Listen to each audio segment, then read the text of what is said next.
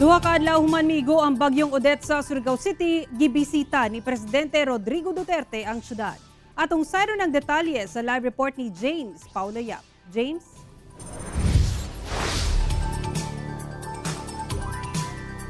Sara, personal nga gibisita ni Presidente Rodrigo Duterte ang Surigao City human kini nagpahigayon og aerial inspection sa Surigao Province, Dinagat Island ug Eastern Leyte nga mao'y nagrabihan sa bagyong Odette.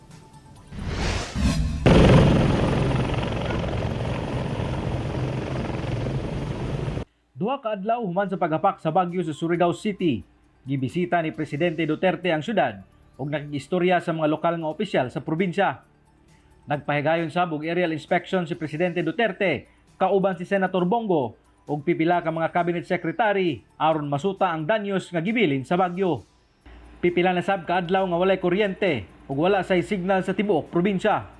Busa ang residenteng si Mary Angel Asierto, mibiyahe pa og 2 ka oras gikan Placer hangtod sa Alegria aron lang makakuha og signal ug makaistorya ang iyang mga parente. Please lamang, ang signal lang dyan ang importante tungod kay di na namo makuha namo pamilya sa gawas.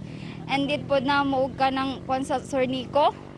For sure kay ang kuryente sa ng tubig sa maliyog sa mga tao nga or sa government maybe.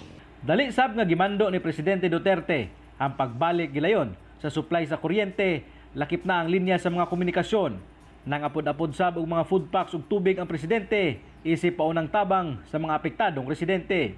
Apan duna say pipila nga nagreklamo na tungod pipila ka adlaw na nga milabay. Wala gihapon sila kun nahatdan og hinabang. May hinabang na tanang mabot sa mua, pero hantod karon wala pa. Nga mo mga silingan diri, anak mo na ni sige magrin sa akay na lang magunay-unay lang siguro. Kay way na hinabang nangabot sa amo. Sumala sa Surigao City Social Welfare and Development Office, nakahatag na kuno sila og paunang tabang sa mga barangay nga labing apektado, apan dili pa kuno bastante ang supply sa ilang food packs alang sa tanan.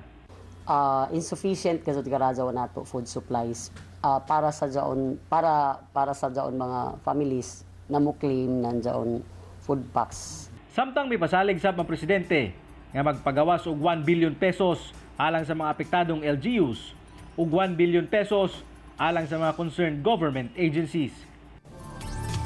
Okay, dagang salamat ug amping mo diha, James Paulo Yap.